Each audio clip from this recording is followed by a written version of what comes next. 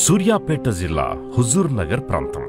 ఈ ప్రాంతవాసులకు 10వ తరగతి పూర్తయ్యాక ఇంటర్మీడియట్ చదవాలంటే ఎన్నో కిలోమీటర్లు పోవాల్సి వచ్చేది.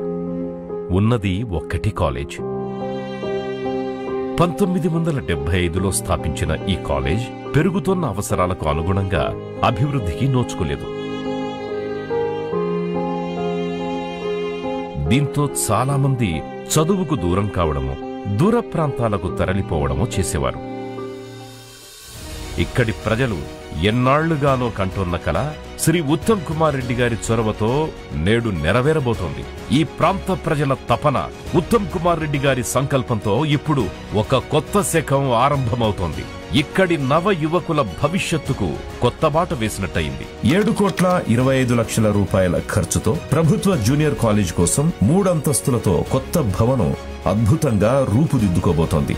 4,65,00,000 రూపాయల ఖర్చుతో ప్రభుత్వ డిగ్రీ కళాశాల నూతన భవన నిర్మాణ పనులు 15 నెలల్లో పూర్తి కానున్నాయి.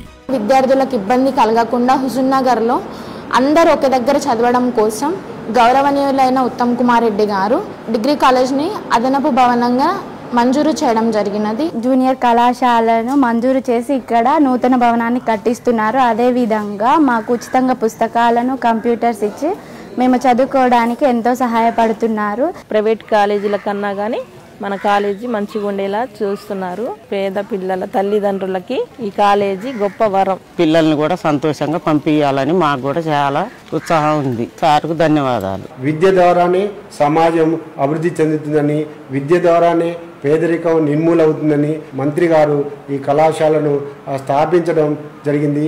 ఈ శాంక్షన్ చేసినటువంటి తడుగానే 6 నెలల్లో పని ప్రారంభం కావటం జరిగింది.